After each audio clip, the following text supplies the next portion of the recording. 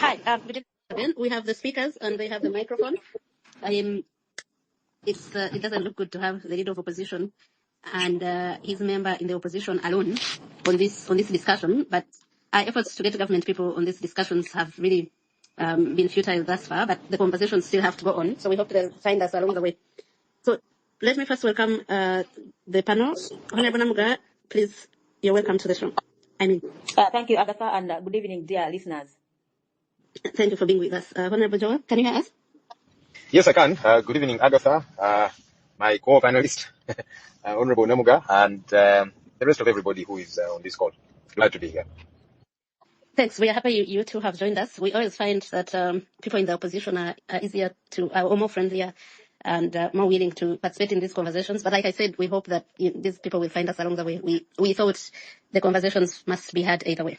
So as I was telling the audience earlier, there are these things that we have called white elephants for a long time.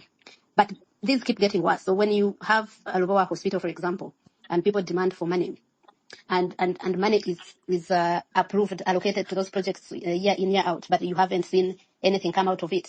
When you look at RoKo, I remember the debate that was so messy in July 2022, where this thing that has become common now that you dealt with today in the House, where the presiding officer says the ayes have it when people have said no and vice versa to suit whatever they want, they prefer. It started with the allocation of the purchase of shares by government in RoKo, that resolution in 2022. I think that's the first time we had it, and the presiding officer was Saiba at that time. So that time, government was spending about 207 billion on RoKo, where it was buying preferential 15% stake in preferential shares. Now, I remember that that time I read the minority report where members were saying, and majority of them were saying, can we at least buy ordinary shares so that we have stake in here where we are participating in the day-to-day management and control. We have some sort of control in RoKo. Of course, it was passed the way it was passed. A year later, there was more money added to it. And people are always wondering, why are we saving RoKo? Because this is not a government entity, but also this is... Honorable Namugga, if you could mute the microphone and unmute it when you are coming on. Thank you. So the biggest question was, RoKo gets almost like the majority of the contracts, of the construction contracts in government. That even includes actually the contract for Lobowa also involved RoKo, but also the building in Parliament.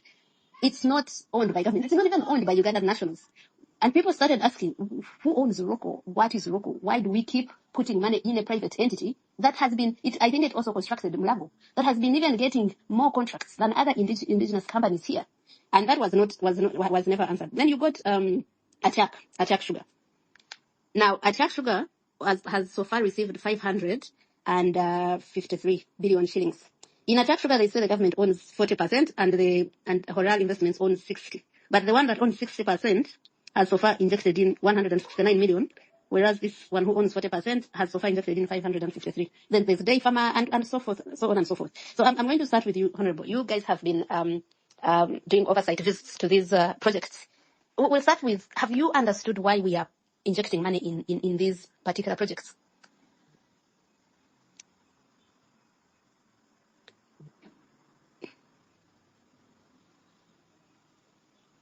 Sorry, I must have missed. Who did you call on first, myself or Honorable Namugga? Yourself. You are the senior. Like you're her boss, so let's start with you. Well. Again, it's good to join this conversation. I earlier on was engaging the organizers and saying, wait a minute. When I saw the flyer this evening, I said, wait a minute. How come I am on the panel with my colleague? Would it not sound like a monologue of sorts? But they explained to me they've been reaching out to folks from government, and I don't know if they freaked out or they just chose to conveniently stay away from this conversation. Nonetheless, we are here. We'll share from our perspective. I'll first speak generally, since your first question was a general question. I guess before we delve into each of the entities, I don't know if that's how you want to proceed, that will eventually break down to each of the entities. But generally speaking, for starters, the problem that we have in this country is disorder, general disorder in how we operate. Governments world over bail out companies. Why? Because private companies, when they do start up in an economy, they create jobs, for starters. They contribute to the country's economy, to the growth. They pay tax and so on and so forth. So when a huge company is having challenges, usually it is incumbent upon a government to come in to see how to salvage the situation. The US does it and all of these other countries. It's just that it's got to be done in an orderly manner. In our situation here, there is no clear policy. One of the things I've been pressing hard about is to say, why can we not have a comprehensive bailout policy? so that we know this is how this matter is handled. We have so many companies, especially, with the advent of COVID.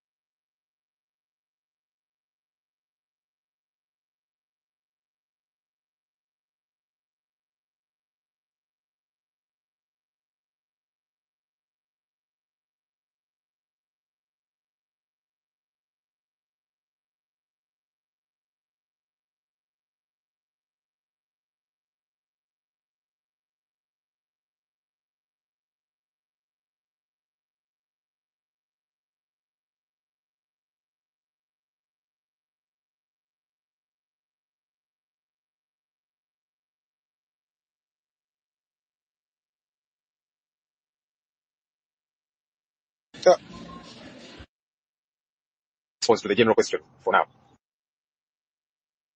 Joel, I don't know if it was only me, but I could barely hear you towards the last minutes. I don't know if someone can confirm. Agatha is right here. Oh, really? Yeah, I think.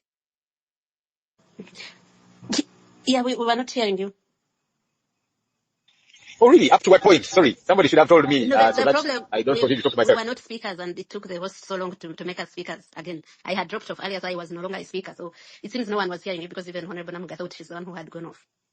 So but we were still at the point of it being a normal practice to bail out people, but the criteria here is somewhere along those lines. I am so sorry you had to go on without anyone hearing you. Wow. Anyway, let me summarize that, which I probably will say towards the end in a minute or so.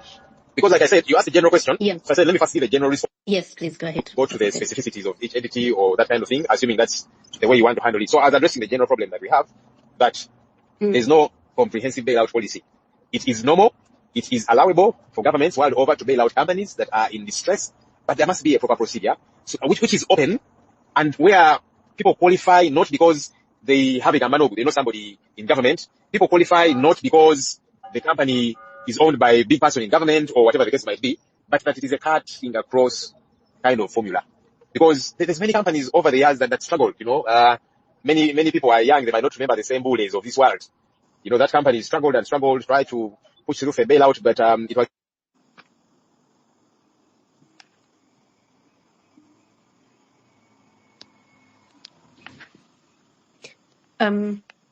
Godwin, is Joel off again? No, he's off again. He dropped off at the point of saying Sembule. Sorry, my background is noisy, but yeah, I hope you can hear me. Yes, I can hear you. Honorable Joel, we had lost you a bit again. okay. Please confirm, is my volume okay now? We can Yes, hear it's you okay. now. From the point of Sembule in the past.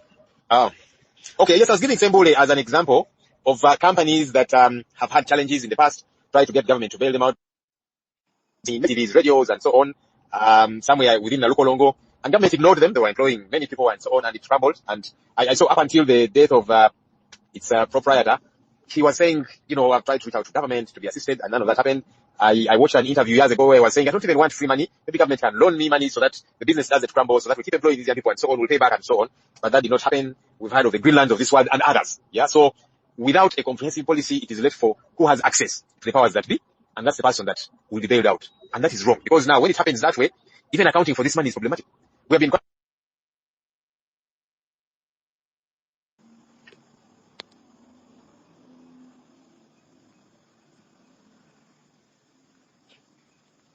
Agatha, Yes. can you hear him? I think he dropped Yeah, over to you. he did. He Perhaps you did. can engage Oh, Gorreti, and then I Yeah. talk to him. okay, yeah, let's maybe Honorable Namugga come in, since at least I've shared generalities for now. As you get proper network.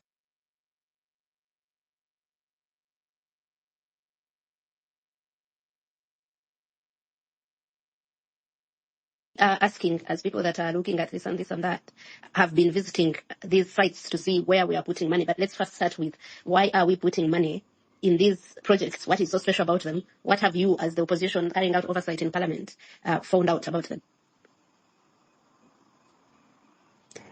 Honorable Namugga, you can please unmute your microphone.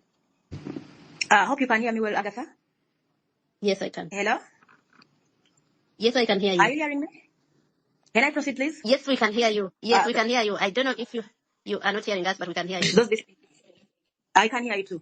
I want to thank my leader of opposition for the submission that he has made, and also to put it clear that it is not easy to make submissions with your with your supervisor. But I casually took this because it's good to share, and I want to thank him for making us work effectively well as his subordinates, but not subordinates as such, but as colleagues in the opposition. Agatha, I want to inform the country that first of all we must understand that it is the duty of government to ensure that we have a thriving economic environment for every operator in either the private sector, whether the side of government for those employed by government, all those in the informal sector, no matter what they are doing. And to ensure that these ones are protected maximally in the line of human rights. So I should say, as my boss has said, that it's not illegal or irregular for government to fund or to bail out companies. But our question is, why these few that we are talking about? What is the procedure of bailing out some of these companies? I'm lucky that for the 2.5 years I had joined Parliament, I was on the budget committee. These questions are not being raised for the first time. I remember when we were passing the budget for the financial year 2022-2023, when we had issues of shortfalls in the taxes, or when we had an imbalanced budget, we looked into the sources of revenues. And we realized that there were so many companies that were exempted from taxes. But apart from exemptions, we realized that government still goes ahead to fund some companies in form of a bailout. It is within our minority report that we made a request to government to give us a list of all those companies that made applications that did apply for a bailout by then. And our reasoning was that from the time of COVID, government alleges that the private sector was seriously frustrated. Many of them had dropped out of business. I think every one of us remembers the time when private schools were closing, some were being sold. And I remember government giving a response that whoever feels that they cannot do business in the private sector in the line of education should close shop and go home.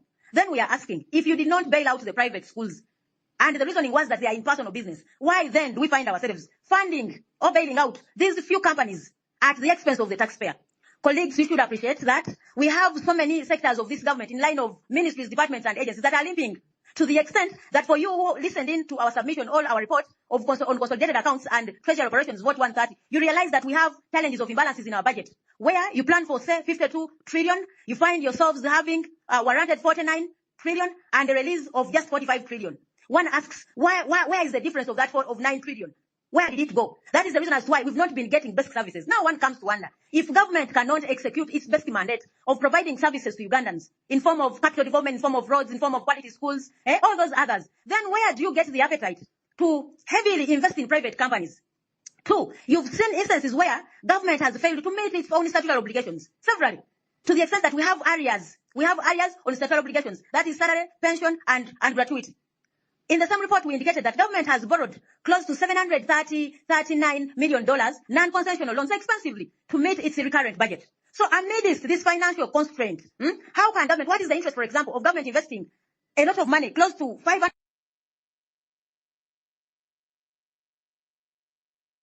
indicated in his visit when we went to Atiak, that Atiak sugar has never produced even a single kilogram of sugar. Up to date, for now, they have closed the shop. The factory was burnt. We don't know who burnt it, but remember it was burnt immediately they were given money. It was burnt. Then when you go to Day Farmer, one questions what was the rationale of you investing in Day Farmer? Who made the evaluation and assessment on how government should enter into business with such a company? In any case, what is the opportunity cost? What is the cost-benefit analysis? If you claim that, yes, we need these companies because they employ, how many employees do we have in RoKo? How many employees do we have in Day Farmer? How many employees do we have in Atiak Sugar? That makes government make that investment. You shouldn't forget that is borrowed money. This is borrowed money on non-concessional terms, at times what you call commercial loans, expensively funded by this government in terms of interest. And you cannot account for the benefits that we get as a country. So this is what pushes us as the side of the opposition to question, what is the rationale? Can government forego offering best services to the people and then looks up in investing money in private companies? This also pushes you back to Munyonyo Commonwealth. You remember the money that we invested in Munyonyo? Everyone was questioning, what is the rationale of investing money in Munyonyo Commonwealth Resort? Government did not give an answer.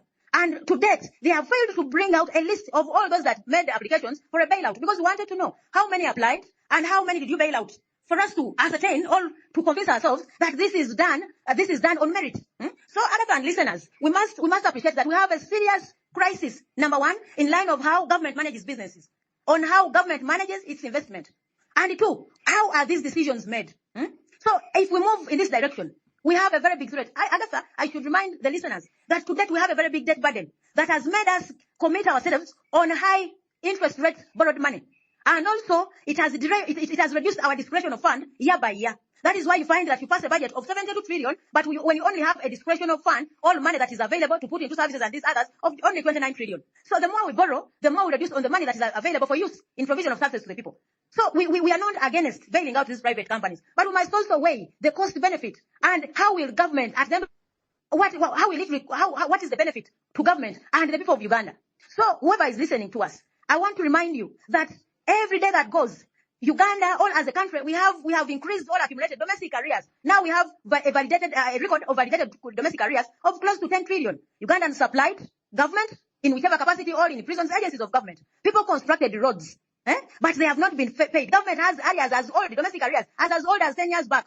Ugandans are still limping. They borrowed money expensively from banks on a very high interest rate, serving their government. The very government that has failed to pay our people, our brothers and sisters in this country, have gone ahead to give money, free money, to people who are in private businesses. So one wonders, what is the priority of this government? And if you are looking out to bailing out the private sector, then how do you frustrate these ones that do give you business? How do you fail to pay your own suppliers and contractors? Then you get money to give out to somebody who has not rendered even a single business. I'm a specialist in procurement. One would question, because the reason was RoKo has so many contracts. How do you give a company many contracts without evaluating its financial capacity? Because when you're handling the valuation of some of these companies, you look into their financial credibility of whether they have capacity to fund some of these contracts that they are handling. When you look at the contracts that RoKo has, they are simply too many. One would question, how does RoKo get all those contracts? You get the parliamentary building. Actually, the LoP would have updated you that even the contract for Luwawa, the first contractor was cancelled, and now the new contractor is RoKo. For Luwawa, still. So one would question, who is RoKo? Before even you go into those details, who is RoKo? Lift the veil and look back and see who is involved in this. Whoever is listening to us must understand that there must be someone who is eating big, who is using RoKo to get free capital. I should say free capital. As we Ugandans go out there to borrow expensively, our colleagues are there enjoying free capital free of charge. Because do they pay interest on this money? Not. They are at liberty to use it and return it at any time. That is, if they will return it. So if those questions are not answered, really, you feel sorry. The country is in a crisis. But what do we do? That is how the NRM government feels the country should be run. And lastly, you had Mr. Gobi, the PSST, say that, much as we pass a budget for this current year of 72 trillion, our next budget will be reduced to 57. One wonders, where is the problem? So with all these challenges, the $1 million question would be, does this government still feel that we, the people of Uganda, are still the priority? If we are the priority of this country, why don't you plan for the people, not for a few of us? Thank you. The question that many people ask, as I said earlier, who is RoKo? Who owns RoKo? Why does it, first of all, get majority of the contracts in government work, but also still get bailed out in the first place? So RoKo, I will the shareholders. The other is the German national. One is called Man Frenzy, holds 12,000 shares. The other one is Friedhelm, just holds 1,500 shares. And another is called Walter, with another difficult name, also owns 1,500 shares. I'm going to read something interesting about what President Museveni has previously said about RoKo. So maybe that can help us understand who owns RoKo and why it is so special. So there's a quote somewhere saying, where Museveni says that during the Bush days, my boys informed me that there was a company in Kawempe which was doing good work. By then, I did not know it was RoKo, but I instructed the boys not to take any step that would interfere with its operations. He said that at the funeral of one of the shareholders, Rainer Kohler, the Swiss national. Now, earlier, this was in 2013. Earlier in 2005, at the funeral of the German national, Max Roher, he had disclosed that Roher had met him in a foreign country and handed him a package containing a substantial sum of dollars in the early days of the Bush struggle. But in 2013, he lied that he didn't know that the company people were talking about was RoKo. Yet, he had earlier said that he met one of the owners much earlier during the early days of the bush. I don't know if that explains all this, but I thought I should share with you what we found out when we were trying to look at this issue. And like I said, RoKo has so far received about $263 billion to be bailed out. Then there's another one which has so far received 723 billion shillings, and that's Day Farmer. I'm going to get back to you, Honorable Joel. You also visited Day Farmer recently. What were your findings? Because we have seen that we have no say almost about who they give money, but when they have given them money, what have you found on the ground at these projects? Okay. Honorable Joel? Kindly confirm if my network is all right.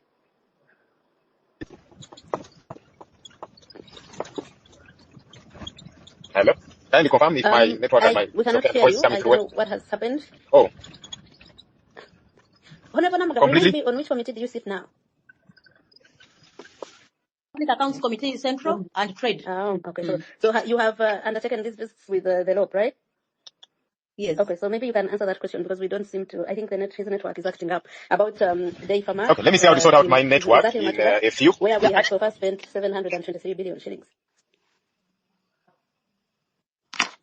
Agatha, I didn't get you clearly. Can you kindly please ask the question I again? was asking that these projects and companies getting money irregularly aside, what have you found on the ground in your visits in terms of what is happening, value for money? What can we expect?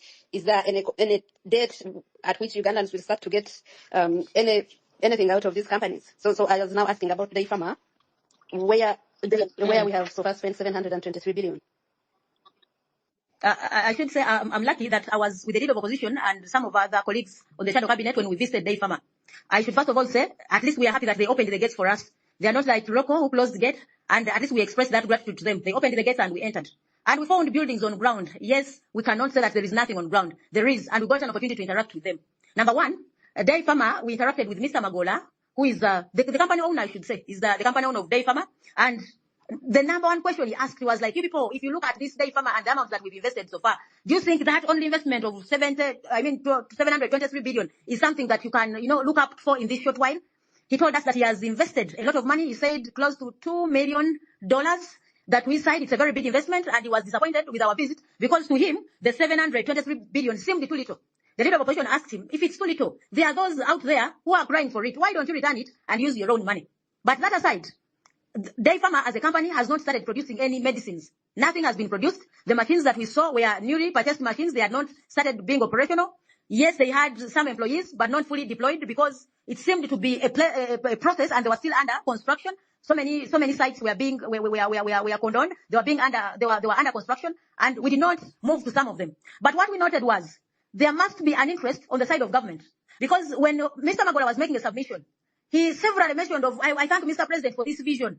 I thank Mr. Museveni for this vision, because if it wasn't for him, could be Day Farmer wouldn't be in existence.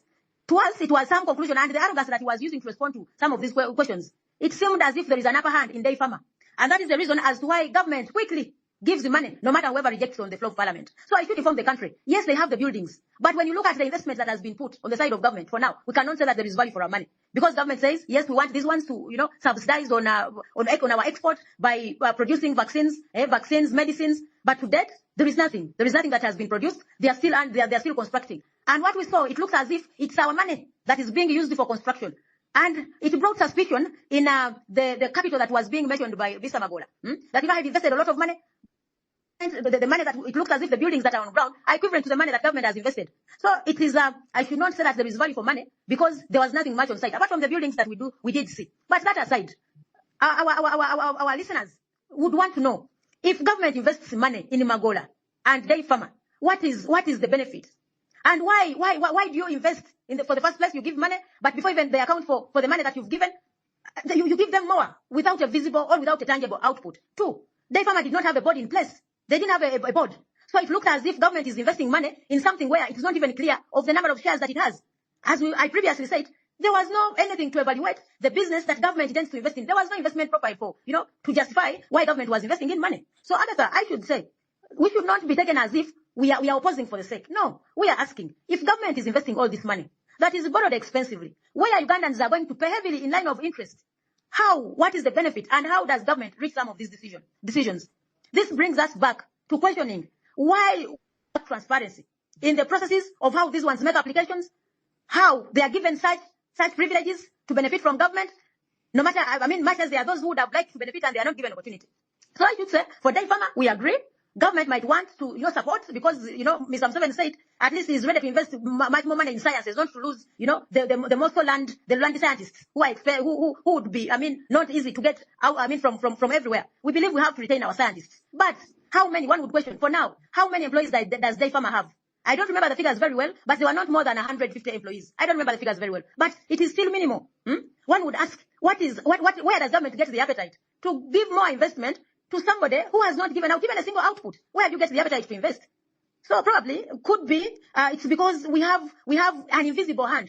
We have an invisible hand that is using government money to invest in their own businesses. This I'm speaking with authority because I read the demeanor of Mr. Magola, who reached an extent of telling us, people, if government wants, even I can give back the money. To him, it looked as if we looked so minor, and it was not fair, or it was not worth it for us to follow up on the 738 million, 723 billion. For him, it looked to be very little money. So with that arrogance, for me, I kind of concluded that it is because they know there is an invisible hand behind. That is why they have the moral authority to respond in whichever way they want.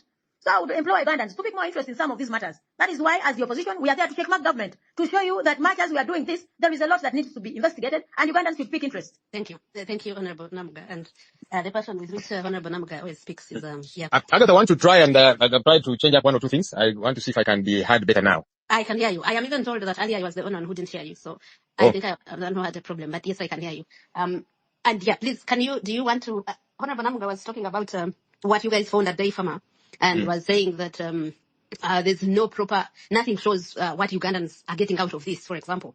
I remember in your report, I was looking at the period within which this money has been given to this pharmaceutical company. And when I saw the figure of recently, during the 2023-2024 supplementary budget, I remember the commotion. I remember how it was a do or die matter. I remember people who were called to make sure, many MPs, if not all the NRM MPs, were called to make sure that supplementary budget is passed. So indeed, Honorable Namugga's question, what are you guys doing to make sure that even if these projects actually take off, which is also still a problem, but even if they do, Ugandans, it's not taxpayers paying for businesses of private people that are, enjoying their profits and whatever, and we are still, if it's a hospital, we are still spending on it. If it's a pharmaceutical company, we are still spending. How are we going to make sure Ugandans get something out of these projects? I want to appreciate Honorable Namugga. I kept listening in. She painted a proper picture of what happened with the visit, but also a bit of a history about Dairy Farmer. For those who remember, in March of 2020, one Mr. Matthias Magola and another gentleman, I don't know which country he was from, So these people said that they had discovered the cure for... The professor that came with the cure for COVID. Yeah. So they came and said they had gotten a cure for COVID-19, and they were ready to produce medicine for COVID-19. Until tomorrow, that cure, that medicine has never surfaced. That's why it was very problematic for us, when now these are the same people who were being given money. Because when this supplementary request was tabled, there were a couple of mismatches. One, government had not valued this company. They were simply telling us when it has fallen on hard times, they borrowed money left, right, and center, and so they're about to sink. We want to bail them out. We said, okay, you want to bail them out. Do you have a valuation certificate? Have you valued this company? You want to buy equity. Before you buy equity, have you established the worth of this company? So that if I am putting in 100 billion shillings, I'm acquiring this percentage of stake. There was no valuation report. We asked them, do you have some kind of understanding with this company? An agreement of sorts? They said, no, we don't have yet, but we are going to sort that out. Just give us the money. We give these people, we're going to sort out all of those different things. And I said, but now, you can't shoot first and aim later. Those are things you're meant to do first. Due diligence. Before you give them money. I said, if you give them money, that time they had come for 578 billion, in addition to 145 billion that they had gotten earlier, making it 723 billion. I said, now, what happens if you value this company and eventually discover its real worth is 100 billion, but you're injecting 700 billion?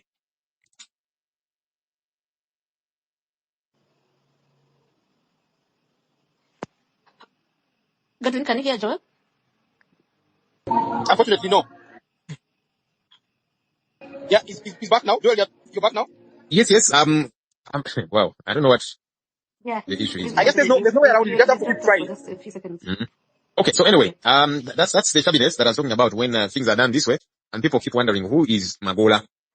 Just like back then they were wondering who is Pineti, and then the real Pineti showed up.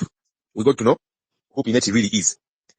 On our end, the challenge also in Parliament our colleagues in the NRM, I'm always telling them, look, some of these things, let's depoliticize them. Yeah. Just because you have gotten an instruction in your caucus to vote a particular, we also ask questions. You don't just say we have been told to vote. If we are going to vote over a company being given money, you also ask questions. Who is the owner of this company? What is the value of this company? What's its worth? What exactly are we investing in? And so it's normally a challenge, yeah? Because when you don't have numbers, we'll make the noise as much as we possibly can, and eventually we'll lose the vote. Same thing that happened with RoKo. And now some of our colleagues in the NRM have been saying, but you guys were right. I say, but the challenge is whenever we raise anything, you think you don't have to support it just because it is opposition raising it, but you sieve through an issue and establish, is it good for us? This money that we are injecting in this company. Now, when we went to Day Biopharma, they told us that at the start of October, they're going to begin producing medicine. October is coming to an end. There's nothing coming out of there. The year might probably end. I'm sure it will end. I'm not a prophet. It will end, and there will not be much coming out of there, because these guys, the money that was given to them, as is the case with many of these other companies that are given money, they only use it to pay off their debts, not to invest. That's why there's nothing kicking off. The same thing with Atiak. They had many debts, so whatever they get, clear their debts, not investing in the company. That's why until tomorrow there's no sugar production happening in Atiak. Same thing with RoKo. Money was given to them, and they just use it to pay their debts, but projects are not happening. Those parliamentary chambers were meant to be completed in 2021. But there's nothing going on. I remember when we had just joined parliament, the office I first sat in was next to, the window was adjacent to where the works were ongoing. So every day I would hear, people banging things, and whenever I would look out, I just see people banging things, but not much is happening. Now even the banging stopped.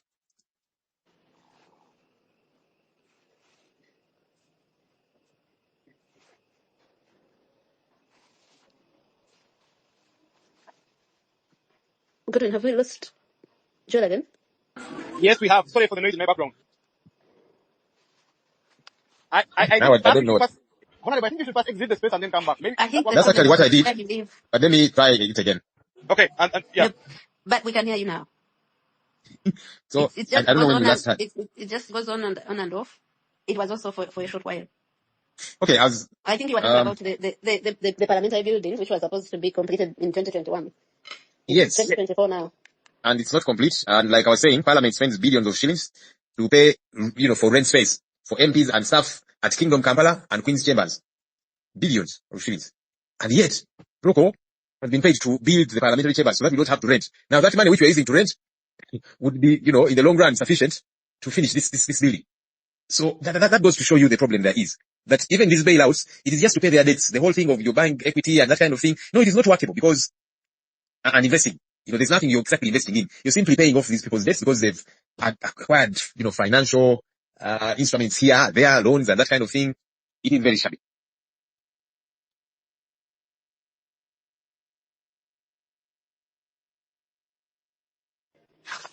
Sorry, I didn't know that that Honorable Joel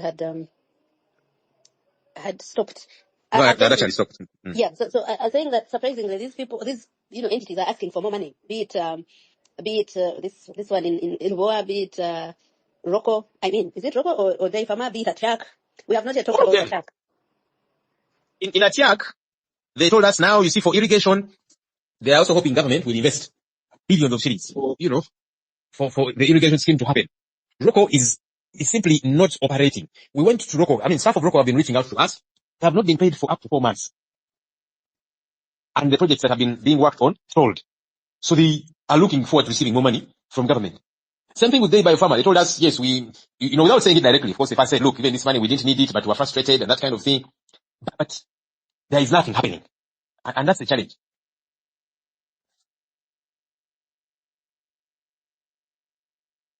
Wow. This is interesting. I had Honorable Namugga also talked about Speaker Resort Munyonyo. There's a story I remember from around 2012. Someone who worked in finance then had told me about the story of Speaker Resort and how government, you guys know how government came to invest in Speaker Resort. So government wants to program, and there's Speaker Resort is the only place that is capable. But they need to make some improvements to make it, to that standard. And they ask the owners of Speaker Resort to borrow money so that they can get paid, return on investment. They refuse. They say they can't borrow money because they had a debt with Stanchart, I think. So government says, okay, we will pay your debt with Stanchart so that you can borrow. So that's how government apparently gets a stake in Speaker Resort. Now, every meeting that happened of shareholders when this person was there, Speaker Resort would declare losses. And at that meeting, it would say, we are making losses, but we need more money. Now, this person one day asked, but you guys, so if this venture is not working, if after we have put in, and I think I'll ask you and Honorable Namugga to help me with the figure, I haven't cross-checked now to see the current one. So this person said, if we have spent billions of money on this venture, and every day we come here, they tell us it's making losses, why don't we count our losses and stop putting in more money? And I asked him, so what did they say? He said they all kept quiet because you are actually, even on this side of the guys that come from finance, you are dealing with people that eat that money. So that's how they kept putting money in Speak Resort. I was telling, I think Godwin told this story in around 2021, and like telling him how 10 years ago this story shocked me. I think 2022. And I was shocked that a few months after I told Godwin that story, there was a budget requirement for Munyonyo again. Now, I do not know how much so far we have put in Munyonyo, but how are we accepting these things to continue? Because this is almost, I think over 2 decades, and the government is putting money in a private enterprise where it is supposed to have a stake in, but it's not getting anything out of it. Honorable Namugga, do you want to come in?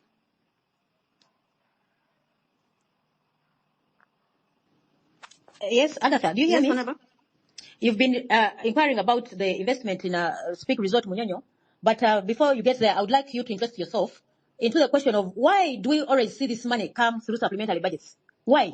Because if government has a proper plan on how to bail out some of these companies, we would have seen this come out in the main budget. Why do we have these in supplementary budgets? Because you all know that a supplementary budget is a sign of financial indiscipline. That shows that you don't plan well. In any case, yes, we cannot avoid them to some extent, but you know the conditions according to the public finance and accounting regulations. You know the conditions of a supplementary budget. Something that is unavoidable, something that is unforeseeable. So can you really convince any listening Ugandan that an investment in Munyonyo, an investment in Day Farmer was unforeseeable, was unavoidable? If we want to invest, say, in Day Farmer, why don't you wait? The way we gave out the 500 billion the last financial year. Why wouldn't you wait for that money to be budgeted for in the financial year, this one, 24-25? So the question you should also inquire, ask yourself is why are these supplementaries? Because none of those got money through a mainstream budget. And I should remind Ugandans that I remember very well in the budget for the financial year 2022-23, Parliament rejected money for investment in a Commonwealth Resort Munyonyo. Parliament rejected. What the Ministry of Finance did, it brought this money back under the 3%, the provision of the 3% supplementary. So that means, to some extent, the Minister of Finance usurps powers of Parliament and misuses the provision of 3%. So it is gross financial indiscipline to always bring out some of these funny ideas in the supplementary. That is why we say, is this because of poor planning, or it is because of, interest in some of these companies? When you go to, you've brought it out very well, that Speak Common Resort Munyonyo has been making losses. Yes, that appeared in the Auditor General's report. They have been making losses, and government continues to invest in it. The auditor brought out very well how Munyonyo has been faring in terms of performance. And the reasoning they were giving was the effect of COVID-19. They were saying because of COVID-19, the company has been making losses since 2020. But that wasn't only since 2020, but also for the past years. I need to look through our records and find out these very companies that are being given a bailout are also being exempted from some of these taxes. You get a bailout, and at the same time, you don't pay taxes. If I correct myself very well, I think so far, government has invested close to 300 billion in Commonwealth Resort Munyonyo. And if you ask more about the shares, about the relationship between Munyonyo and government of Uganda, you hardly get straight answers. That is why you find that some of these investments are classified investments where you have no right to make serious inquiries. It's good. The LoP has raised some of these issues on the floor of Parliament. Let's hope that the Minister of Finance will come out with genuine answers, substantial answers on how some of these things have come out. But I should inform the country, we have a challenge of gross financial indiscipline. Failure to follow procedures when we are making some of these transactions. I should remind you, Agatha listeners, government makes a commitment for 5 years on how it will serve Ugandans. And we have a very serious document called the Charter of Fiscal Responsibility, the one that commits government on how they will use our money. And the of reducing on supplementary expenditure, or on spending money through supplementary budgets. They made a commitment of investment in productive sectors. Now one would wonder, how do you make an investment in a company like Atiak that has stayed for 10 years without even making a kilogram of sugar, and you continue investing money? Is that a productive sector? Are you committing to your charter? So we should ask all these questions to the Minister of Finance. I don't know, I doubt whether they can have answers to all this, because you clearly saw the mess that there is in the Ministry of Finance in regard to financial indiscipline. People spend money outside, money that has not been approved by Parliament. That was indicated in the Auditor General's report. They spend money outside the parliamentary approval, and it is taken as business as usual. So one wonders, why do we have these checks and balances? Do they still work? Are these institutions still functional? Because if we had clear systems, the Minister of Finance would not make such gross errors that are costing the country heavily. Agatha, I should say, whoever is listening, we are in a financial crisis. That is why you are seeing government fidgeting to rationalize agencies. They are seriously fidgeting. That is why you've seen the Minister of Finance failing for the last 5 years. It has failed to balance its own budget. We have always had a deficit to the extent that even on the warrants that they do commit, they don't make the cash releases. It has messed us up, and that is why we have ended in so many commitments in the line of domestic arrears. Whoever is listening to us must know that the Ministry of Works has committed the contracts. People have worked. I should re-emphasize on this, Agatha. People have worked for government. They have worked on roads. They have constructed schools. They are not paid. Where do you get the appetite of paying somebody who has not offered you a single service, and you fail to pay somebody who has given you a service? People have sold the properties, Agatha, and listeners. People have sold their properties. A capital is so expensive in this country. Instead of looking out on how we reduce on the cost of capital, so that Ugandans can have access to cheap capital and do business normally, you concentrate on giving financial bailouts to a few individuals. So does government have a commitment to genuinely support the private sector? Every one of you knows there that the private sector is the biggest employer. Many of us are employed by the private sector. The government only has close to 400,000 employees. These others are the private sector. So is that the way you can support the private sector? So Agatha, with all that submission, one would ask, does this government work for and in the interest of Ugandans? We are the taxpayers. Agatha, we pay taxes. We've severally asked government to bring us a list of all those companies that have been exempted from taxes. Many Ugandans are crippling in business because of being highly taxed. Businesses have closed the shop. Businesses have closed. But for these others, when business doesn't work out, they make submissions or they make requests for exemptions, and they are given. Swiftly they are given. So we should ask ourselves as we do proceed with this discussion, with this gross financial indiscipline, do we see the current government leading Ugandans to a direction that can bring sanity? Because Agatha, if you look at the budget performance in line to capital development, government can no longer invest in capital. The most it can do, it can meet statutory obligations, but as I also told you, we borrowed money close to 150 billion to pay recurrent costs, to pay for salaries. These have been done. So amid all these challenges, where do you get the appetite to borrow money and then release it to free of charge? You borrow expensively, then you give it out to private players to do their own businesses. So I implore whoever is listening, let's increase on our interest in some of these matters, because at the end of the day, it is us who are going to pay heavily these debts. We are going to pay heavily. I should inform you, every day we pay close to 400 million through the Ministry of Works as interest to companies that executed work and were not paid. And also, we put a question to PPDA. How, if there are some of these contracts that have over-delayed, what has PPDA done? I want to assure you, as a professional, that these contracts that have delayed have a financial implication to the entity that is contracting out. Now, if I can give you an example, for the contract of LoPo that was cancelled, after government investing close to 600 billion in LoPo, the contract was cancelled. How shall we find out on whether the previous government executed its mandate and the country has not lost in that area? Because they changed. The contractor failed to execute and they brought in a new company. But you can also ask yourself, how did RoKo, again, get the contract for LoPo? How did RoKo come into the LoPo contract? How does that come into play? Did they advertise and RoKo got the contract? But because it is a new contract, how would you get a company that is seriously limping financially and you give it a new commitment in LoPo? I'm telling you, within a few months from now, within this very quarter, don't get surprised when you see government making a supplementary request to give more money to RoKo and also to give more money to Atiak. I know those requests are coming soon because RoKo got the contract for RoKo and they don't have the capital. The other company ate the money and moved away. They ate the money and went. So government will look for more money to give RoKo to ensure that RoKo works are executed. So I think, Agatha, with that submission, I can say the ball is in our hands as Ugandans to ensure that we put pressure on this government to serve us prudently. They shouldn't enter commitments that are too costly for Ugandans. And also, to warn Ugandans that we are going to get at a time when the government can no longer even afford to make a kilometer of a road. That is where we are going. Because if you have a government that cannot meet its statutory obligations, a government that borrows money expensively to pay for recurrent expenditure, then what else can you do? That is why the rationalization is so quick, because Mr. Museveni wants to relax, bring those companies back to the mother ministries, so that at least we can relax on the statutory obligations. You can relax if you don't work on a road, but you can't sleep if you fail to pay employees. So what he does, lay off those employees, bring these companies back to the mother ministries, then we see what to do. Because these agencies were only getting money for wage, non-wage, without capital. So we are paying for people idle, seated in offices, without doing anything.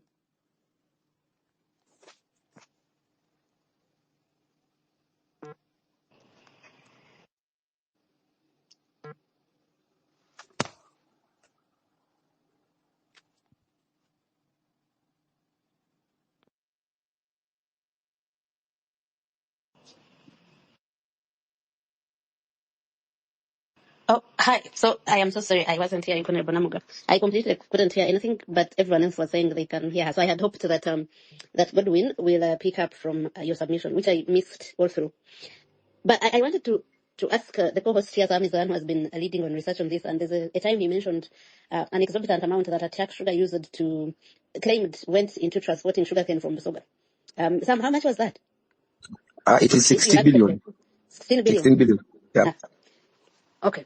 So yeah, since I didn't hear Honorable Namugga I am going to ask that at this point we allow members of the public to ask them questions and or to comment. I also wanted to Agatha, inform you. Yes. actually, there is even the 15 billion which was used to clear bushes to start planting sugarcane In Amuru or in Busoga? in Amuru. I see. Now now they want 157 for. Is all of it for irrigation? Yeah, laying pipes from the Nile and stuff like that to set up the system. Okay. So as you bring in members of the audience, I don't see Honorable Joel. Did he drop off? I was forced to leave and return, so I don't know if I'm the one whose connection has a problem or others. But you can allow members from the audience. In the meantime, I was informing you that Freedom Humza would understand these things. Would have good knowledge better than many of us about these things, having worked in the Ministry of Finance and as a consultant in these things. But yeah, he was an advisor when some of these projects were starting out to the Minister of Finance. But he sent a message and said he has had to step in for a colleague of his to do an online class, so he couldn't make it. I also wanted to tell Honorable Ssenyonyi and someone else. There's a person that is always on these spaces. I think he's called Raymond or some. Yeah, I think Raymond, who says he's tired of coming here to waste time. So without the government's input, it's true we don't get the answers, but at least we get to give information to the public, but also to hear from the public their views on these issues. So I'm not saying. It's not prudent for us to stop just because we don't get representatives from government to join us in these conversations. But yeah, it would be better if we had them. We always try to have them. So okay, I'm going to ask some if there are people that have the mic. I don't seem to see any. Oh, there's someone called Magezi. Sam, are there any more people that have requested to say something? None that I'm seeing actually. Okay. Magezi doesn't. Earlier, I was seeing so many. So many requests. I don't know what happened. Magezi doesn't seem to unmute and speak. I'll get back to Honorable Namugga. And also, yeah, I'm going to remind you about the Clean Kampala campaign. The cleaning is happening this Saturday, starting at 7. Some people will gather in the middle of town at Nakasero Market, I think, Central Business District. But others, you could, in solidarity and in a push for a clean Kampala, clean around your homes. You don't have to go to town, clean around where you are. And it's something that has been started by the president of Twitter, Gideon Nova, who hopes it can be a culture, so that every Saturday of the month we clean up in a bid to have a cleaner city. I have seen a culture like that work in Rwanda. It's called Umuganda. Also either last Saturday of the month or first Saturday of the month. I don't know if Ugandans will be as compliant, but yeah, please be there. So Honorable Namugga, I wanted to ask, as Agatha, it's Mayanja Alan. I don't know if he can speak first. Okay. Mayanja. Oh, yes, I'm glad to join you. I'm Mayanja Alan. I'm also a member of Parliament. Is he speaking? Yes, can you hear me? Yes, we can hear you, Alan. Yes, I was introducing myself. I'm Mayanja Alan. I'm a member of Parliament. I represent people of Nakaseke Central, and I'm also the vice chairperson of Okosase in Parliament. First of all, I thank my leader, Right Honorable, Leader of Opposition, for his good submission he has made, and also my colleague, Honorable Namugga, was on point. I just wanted to make an addition to when we visited the Ifama. I asked 2 specific questions to Mr. Magola, and one was the ownership of the land, whether they have the land title of 130 acres of land. And unfortunately, he was hesitant to answer that question, but he said, of course you have the land title, but he wasn't specific. And second, I asked them that this company, that the factory, right now it is in the wetland. Do you have the certificate from NEMA? They show us the certificate, it has already expired. And then we asked them, what's the renewed one? They couldn't provide it to us. So when these projects, you find they are more of a scam. And by the time I remember when we were leaving, Magola thanked we thank His Excellency the President for his vision. We wondered, this is a vision for Mr. Museveni or for his vision. So you wonder, and I've liked the discussion that these are conduits of transferring funds, government taxpayers' money. Indeed, this government, all the institutions are dead. I remember yesterday we were considering the Park and local government report.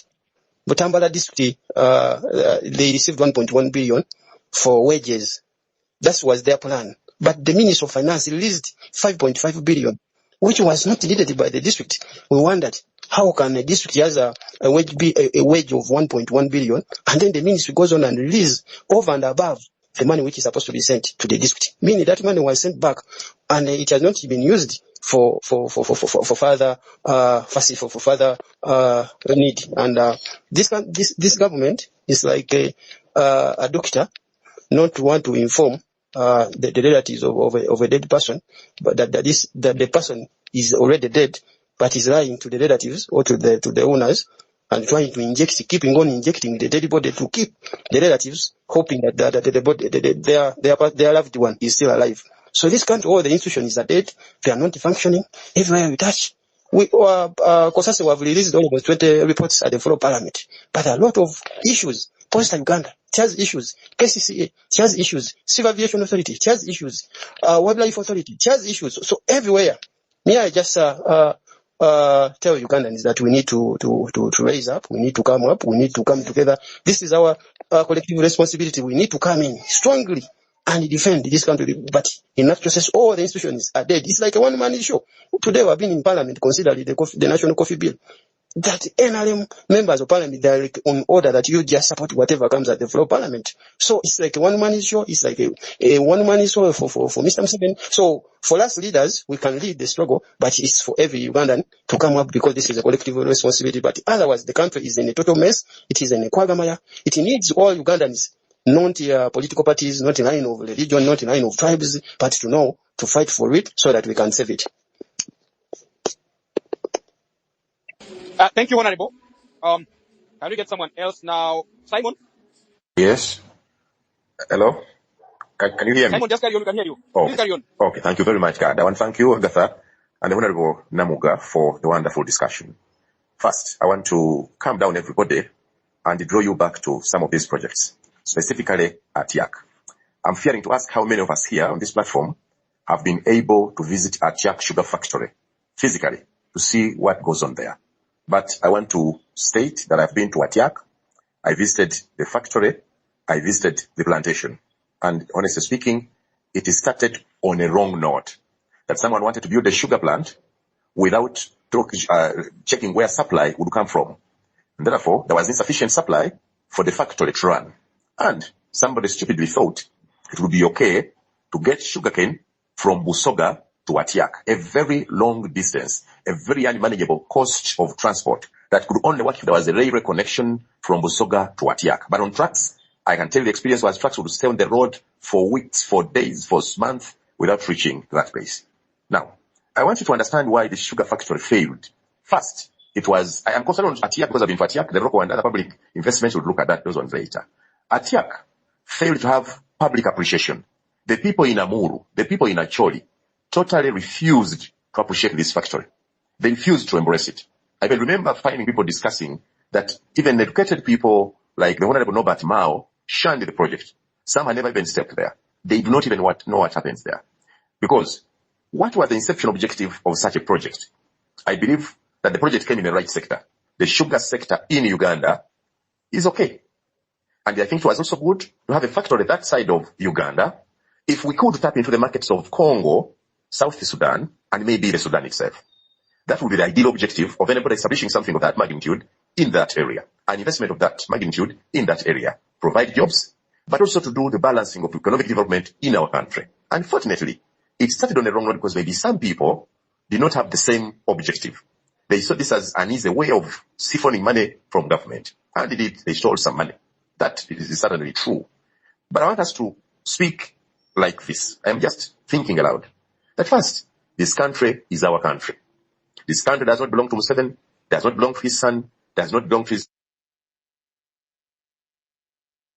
Only because they too are Ugandans like us. Now, the money that has been lost in the Atiak is not money we can recover now.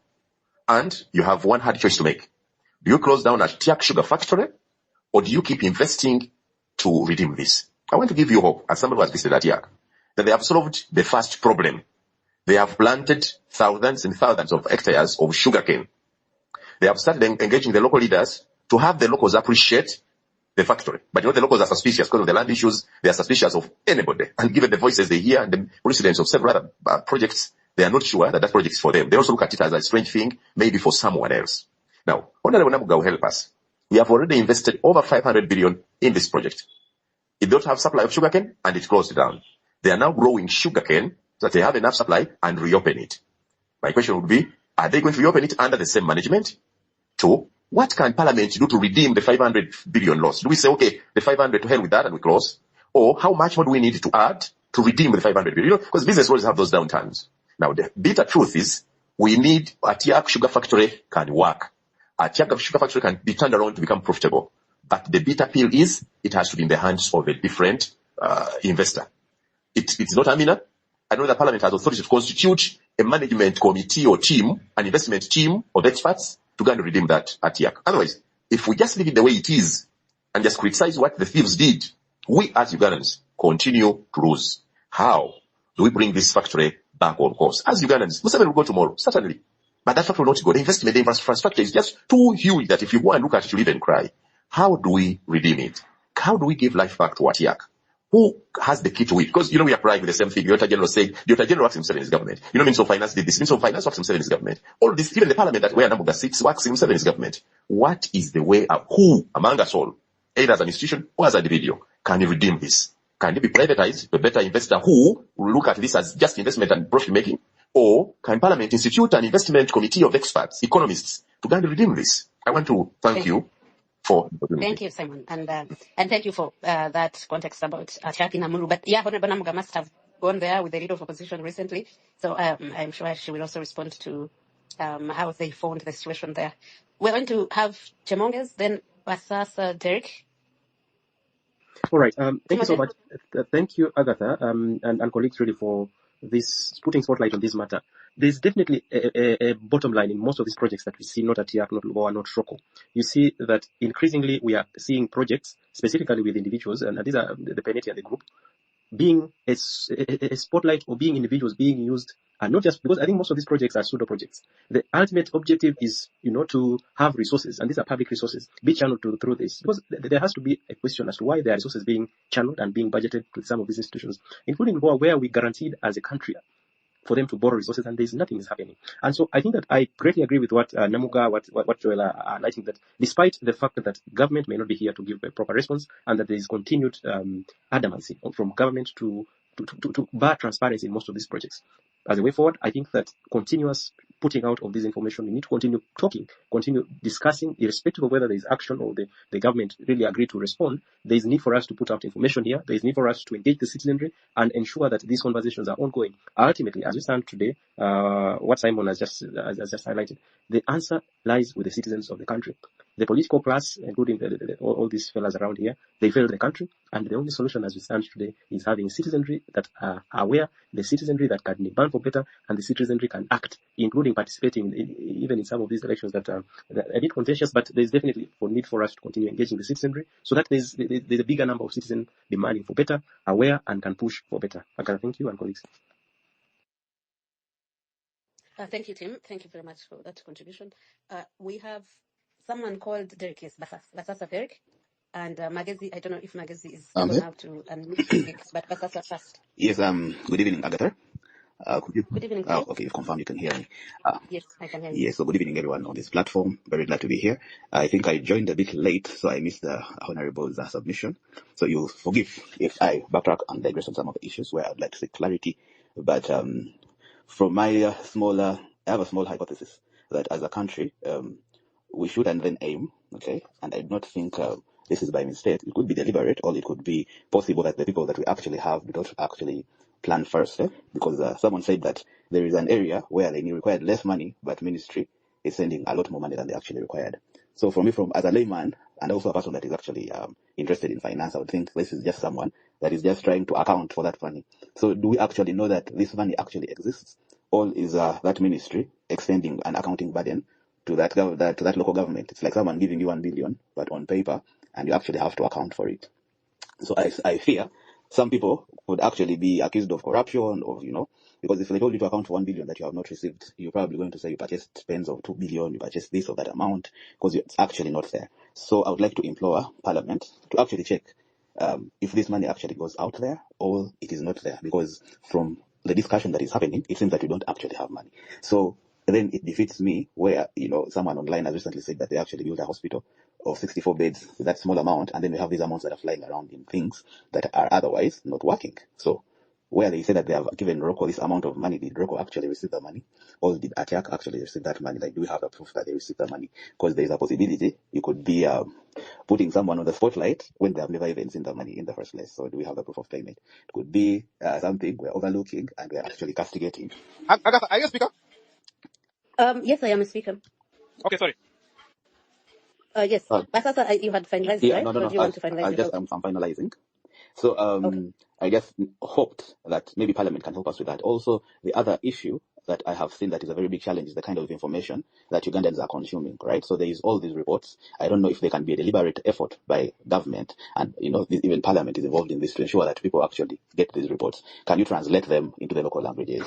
Can you use the local governments to ensure that people are actually getting this information? Because it's like it's just stopping at Parliament. The Mutwa does not know what is happening. If I look onto these Twitter spaces, there is a lot of propaganda, right? So instead of us following with what's happening with Atiak, people are sharing nudes. There are some reckless statements being made by government officials here and there, and then that becomes what is trending. Yeah. So even the media houses, I believe that we can all do much more to have a review of what the government is doing, because the government is us and we are the government. But at the end of the day, if we do not know, our mandate as citizens, then we're not going to get out of this position. Thank you. Thank you, Derek. And yeah, we are government. We cannot expect or keep hoping that someone is doing something. We need to do something ourselves. Magazine, are you able to speak now?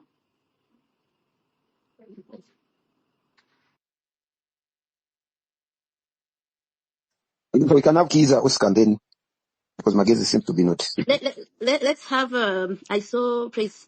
I normally prioritize women when I see them on these spaces. So let's have Praise and Kiza and a joke in that order. Can you guys hear Praise?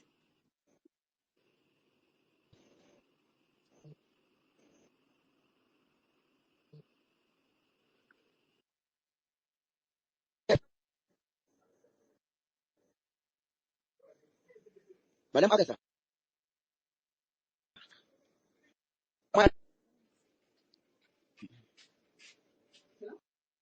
No, we can't hear you. We can't hear you. And Praise, The problem is, I don't know whether it is network. People seem not to hear. Oh, you are on and off. What about now? You're clear then. Am I heard? Please carry on.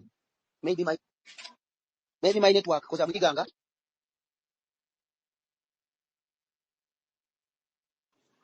And when I want to take that opportunity to thank them. So my submission.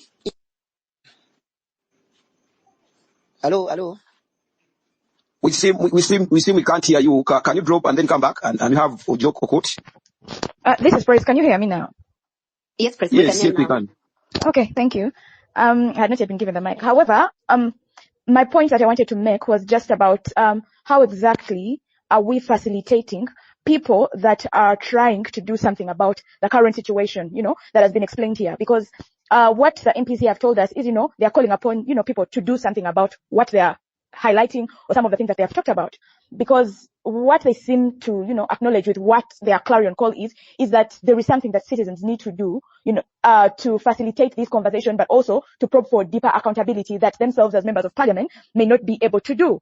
So mine was along the lines of what exactly are they doing apart from just providing this information, because they sort of have a certain power that a lay Ugandan may not have at the end of the day. And there are young people in these different localities that are trying to probe for things like accountability, trying to start conversations around some of these evils that are happening, and they are not being encouraged or facilitated. Maybe it's time for us as members, not for us because I'm not a member of parliament, but maybe it's time for us as members of parliament to join these people that are doing this work at grassroots levels, not as members of parliament, but just as individuals, mobilize these people to actually stand up and ask for this accountability, not just, and I'm not saying what you're doing is not like, I'm not appreciating it. It's okay to go to these, factories, get this information for us, do that probing for us, but we sort of have this information already. So what new thing are you trying to do as MPs to join that trend, especially when young people have become more interested in demanding for accountability through non-violence resistance?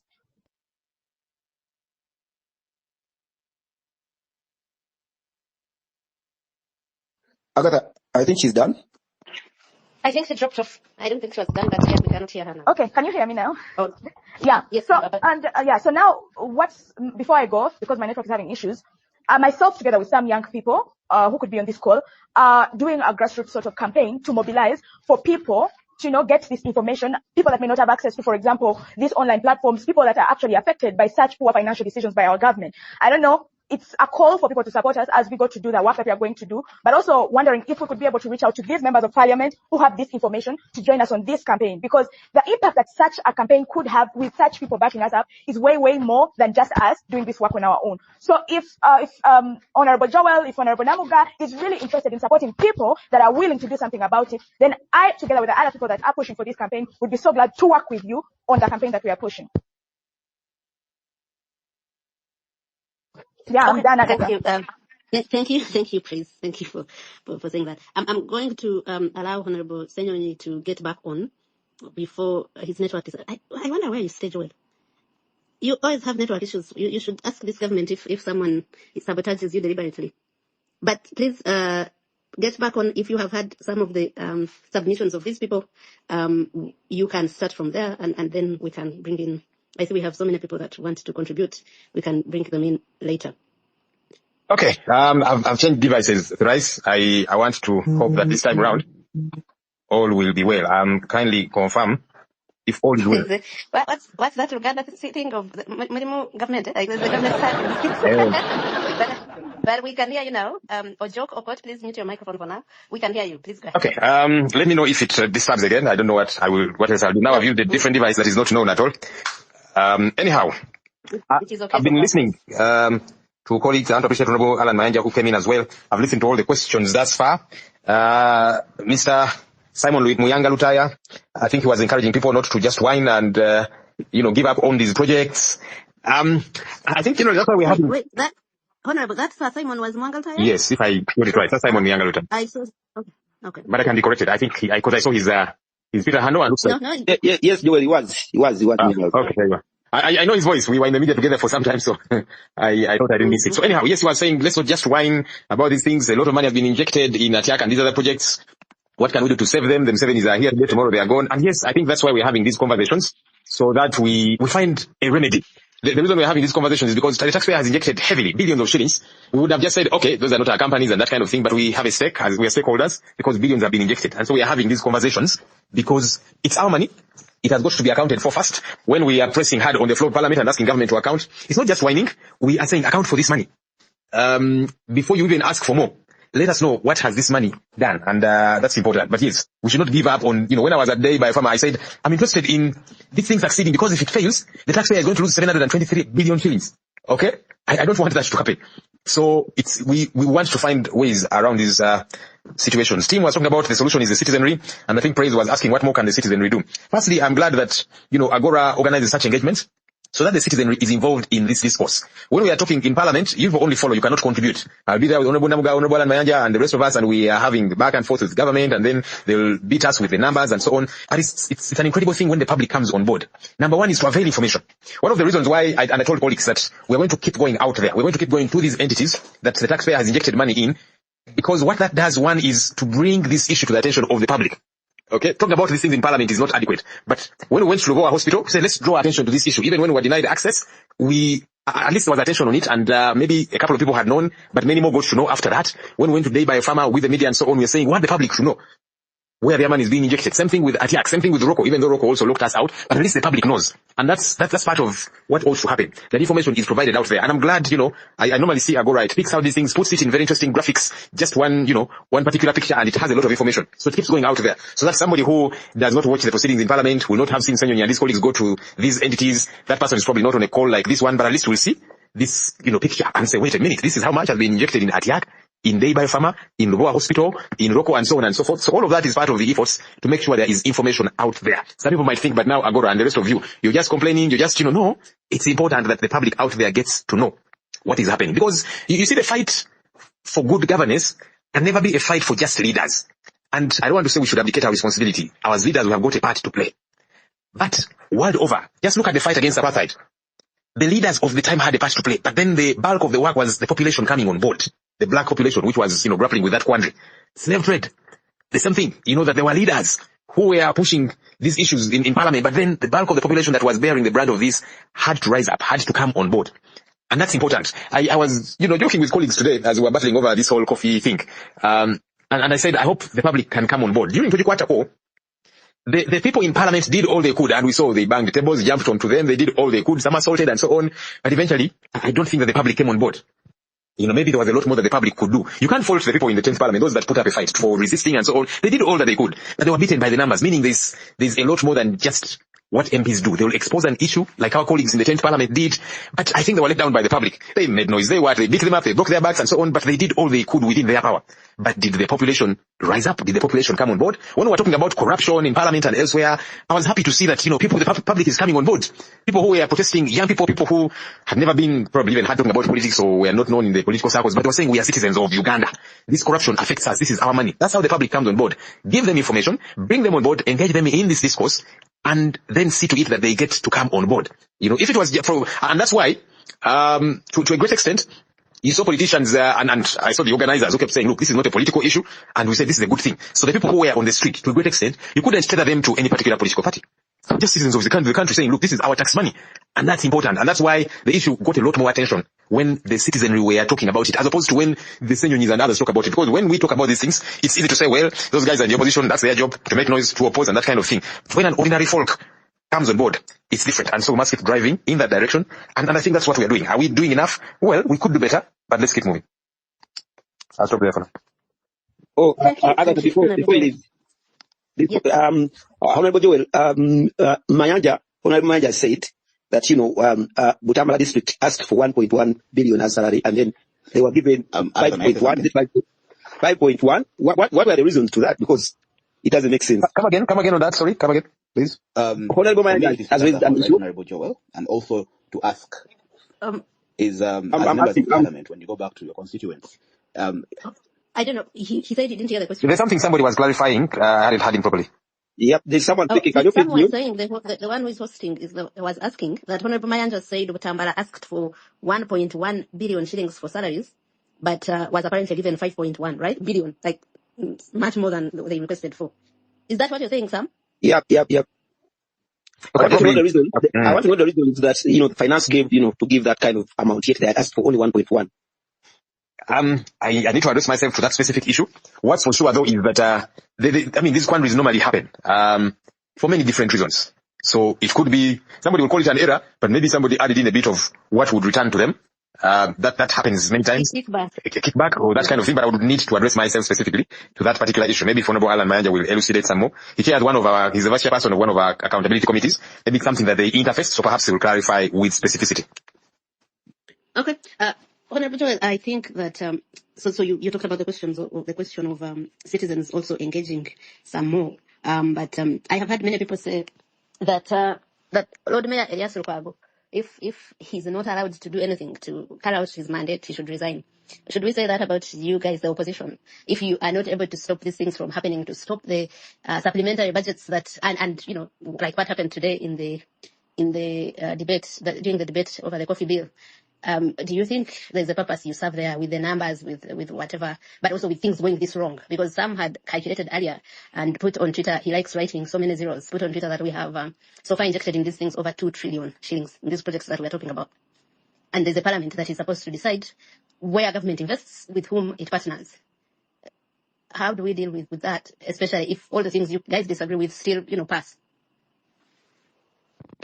Yeah, that's an interesting one. There are many frustrations in this country, and they are not just within parliament, yeah? The citizens themselves, because I'm sure, even those that ask that question, it's out of frustration to say, but wait a minute, we are citizens, we are the ones paying tax money.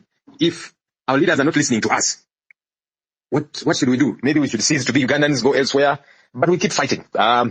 We are fighting from a weak position, and yet that position can become the winning position, depending on the strategy employed, depending on how we all get to work together as the people of Uganda. I like to think of the struggle for better governance, for a better country, is not limited and cannot and should never be limited to just the leaders. Because when you do, the leaders will not transcend some of the challenges, like I'm telling you. When you look at, for example, where governments have changed, as an example, it was not parliamentarians that did it. Hopefully they played their part in exposing and bringing information to the fore. But look at Sudan, for example. It was young people who said, no, the price of bread is through the roof. Enough of this. Look at the Arab Spring and that kind of thing. So I think it's a question of everybody playing their part. What do you expect as a role from your parliamentarian? Are they playing that role? all their cardinal roles. Yeah. That parliament there, which I sit in, with all its procedural issues and frustrations and so on and so forth, it has got its limitations. There are things that we can do in that house. There are fights we can put up in various ways, but it has got its limitations. And that's why I keep saying, as we bring these things to the fore, it's important that everybody comes on board. I keep giving the example of Toju Kwatako. I cannot fault colleagues in the opposition in the 10th parliament because they did all they could. Should we have asked them to resign because the constitution was amended even when they were in the house? Well, can you say they did not do what they ought to have done? I think they did. But we let them down, we the population, because you don't expect that they were they were being arrested, beaten, and being thrown out of parliament. That means there were limitations to what they could do. They were being suspended. Now we have suspended you for making a lot of noise. Now you, and so on and so forth. Then they put up a fight. Then they, so let's not put all our hope in parliament. We shall be disappointed when we do that because, there are limitations therein. Yeah. And that's why, as some of the people who were, making comments were saying, the citizenry has got to be on board. That's the only way it can happen. In Kenya, and now this gets a bit more political, when Kenya was getting rid of Arab Moi, the politicians of the day played their part, but civil society of the day played their part. Religious leaders of the day played their part. Traditional leaders played their part. Ordinary citizens, they all came together and said enough is enough. There was brutality by the Arab Moi regime, corruption and so on and so forth. But everybody had to come together and say enough is enough. That's how they booted Daniel Arap Moi out. It could not happen by just the politicians of the day doing it. And that's why, whenever I have opportunity, when I'm in church or in mosque and so on, I tell religious leaders that, look, your voice is even louder than mine.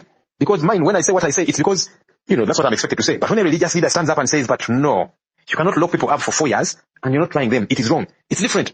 When a traditional leader speaks about corruption, it's different from Ssenyonyi or even Agatha, because now Agatha and others have also become like us. When they say, that's for them, that's what we expect them to say. Everybody has got to come on board. Thank you. They say that's where we eat from. There you are. That's what makes the imperial spares. And the other word, which I don't want to use. So, Honorable Joel and Honorable Namugga, if you could allow us 20 more minutes out of the time we told you, so that we just take in a few more members of the audience, and then you can come in at the end to respond and conclude, if that's okay. So, I will take Juliana. I said I am a feminist. I normally take the women first. And then I'll take someone called J. And who? In that order, General Martinez. Juliana? Hi, Agatha. Thank you so much for this space. I've listened to Joel talk about what's happening, about what he's exposed by. But by his own admission, he said they simply do not have the numbers in Parliament to make a difference. When it comes to exposing the rot that's in Parliament, in government, and the abuse and the corruption and the use of taxpayers' money, I don't think there's a Ugandan today who doesn't know what is going on. So in terms of giving information, people are very extremely informed. We live in the information age. Even my Jaja in Budu knows what's happening in terms of government corruption. If you know, and this is again, you preempted my question, but if you know that the system is not working, why are you part of it? Are you going to stand for the next election, for example? So you go back and work in a system which you know is the futility of. You know that it's not working. You know you don't have the numbers. You know the election is going to be rigged. You know that we literally know. People have been talking and writing for the last 20 years, for instance, about what's happening. Yet you decided to join the system which you're fighting against. And you talk about strategy. What strategy does he have, or does the opposition have? Or are you going to go back into Parliament, join the election, be elected again, and then expose, and there not be action? Now, when you say that the citizenry do not join you, I disagree. When the there's been so many times that the citizenry has come out. The Toju Kwatako was not just about members of Parliament. It was also the galvanization of members of civil society who came out and spoke up in the various respects. It wasn't just Parliament. It was visually, the optics were in Parliament and they did make a noise, but to diminish the role played by civil society is also disingenuous. I think, for me, what really matters is moving forward, is the opposition just simply going to remain in the Seven system and with Seven's rules to take part in the Seven's election and then expect the same, like any different results? And are we going to have another 5 years and another 5 years of exposure? We are looking for a strategy, and if you are choosing to stand and be elected as a leader, then take up the mantle. If people are voting for you, then lead. Give us the strategy. People will, people will not just sort of jump out of nowhere, without leadership. Don't just say, this business of, we sent it back to the public and you did nothing. What preparation was done? We don't actually know. I've been supporting the opposition for so long, but if even people who are, well versed in what's happening with the opposition don't actually know which direction, what strategy, what's going on, then, how do you expect the members of public or the citizenry to come and join you? So really my question, I don't want it to be a monologue, but I do want to know, when you speak of strategy, what strategies, real strategies, do you have planned before the next election, if really the objective is to remove the dictatorship? joining them in parliament and becoming part of the system, for me, is not a way to actually genuinely struggle. So we want to hear more than we did this, we exposed this in parliament, and it's been done 1,000 times over. We want to know what the leadership is planning and what strategy the ordinary one entity such as myself should be following, rather than sort of listening to lamentations of how the public has not joined you. The recent walk to Parliament, was it March to Parliament, I did not see a single politician out there. Now, you can have all sorts of reasons why you didn't join, but there was no, the general public or members of the public, the young generation, decided to stand up and do something about it. You're all very comfortable in your constituencies or in Parliament, and I didn't see any single one come out and join them. So I think we need to be realistic and take a look in the mirror and maybe go back to the drawing board and come up with real strategies as opposed to just a talk shop. That's what I wanted to say. Thank you. Yes, General Madua. Thank you, Agora. Hope I'm audible enough. Yes, we can hear you. My question also, I want to know what procedures are used to choose which companies to be bailed out. Secondly, Sasa Mon Muyanga, there is another honorable, and Honorable Joel, you say that citizens should join to fight this, but how will the citizen know when all these issues are discussed and left in the parliament? These issues are not brought to the public. Yes, Angola has tried to bring this on social media, but we have members of parliament who represent citizens. When do you go back to your constituencies to tell the public, to tell the citizens what is happening in the parliament? For example, in the recent campaign of stopping corruption, young citizens have tried so much to teach the people what corruption is going on in the parliament. But many people don't understand what is corruption. Many people don't understand that they pay taxes. This work could be done by you, the MPs. When this campaign is going on, go back to the constituencies, tell the public, tell the citizens what is going on in the parliament. Honorable Joel, yes, we are saying you are doing a great job, but this job, whatever you're doing, remains in the parliament. And the very few of us who try to follow, very many Ugandans don't know what is going on. Media houses don't show what is going on in the parliament. How do you expect the citizens to get the morale or to understand what is going on so that they can stand up? Thank you. Can you have Jay?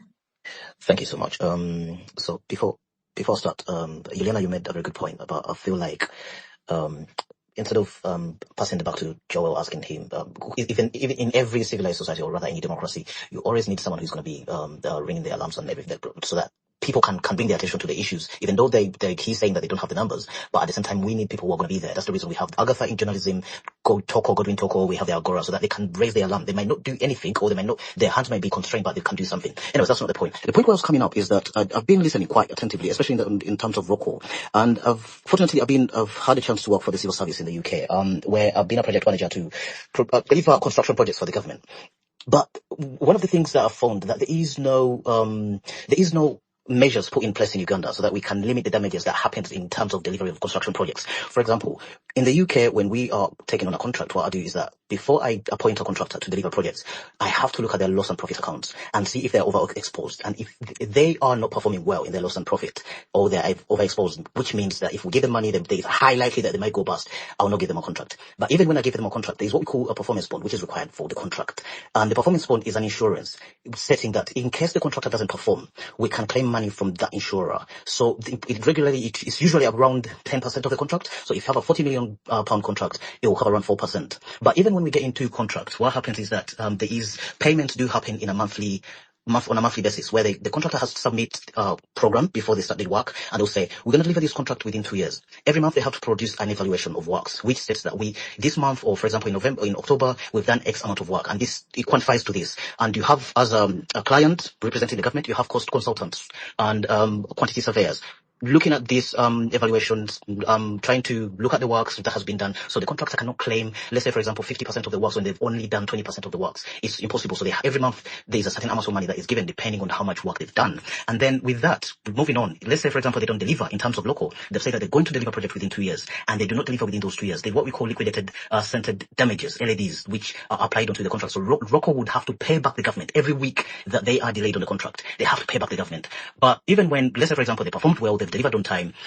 There is what we call, at the end of the contract, the government retains 10% of the contract value, and that is given to them at the end of the 12 months after the contract in case anything goes wrong with their construction. So these are measures. I'm not going to say that there is watertight, but if sometimes we have delays and there is extension of time that is requested by the contractor, but that has to be put in a report and is taken into the cabinet so that it can be discussed and approved. There is measures that are put in place so that the parliament cannot say, oh, we're not extending this contract, and the Minister of Finance goes behind the back and just does what they want. There is measures and gateways that have to be approved for each and every situation. And this is what we don't have in Uganda, that anyone can just do anyhow. You have the likes of RoKo. The construction behind the parliament has been going on for I don't know for how long, for at least 10 years I've been going back and forth in Uganda. I've seen when the construction is going ahead. Then you have the likes of Sudir, where they're getting money from the Munyonyo, they're getting Kingdom Kampala, they're getting every building. They are the one who are renting it out for the government ministries and the parliament, and they're getting money out of it. And there is no measures to ask, why are these happening? Why is it always the same people getting the same contracts? Thank you so much for your submission. We ask for only 20 minutes from the Honorable. So can you have Nicholas Luanga and then Che, and then we have the Honorable answer your question, then we call it a day. Thank you. Thank you so much. Mine is a quick one. I just want to first applaud the Honorable Lady and Joel Ssenyonyi.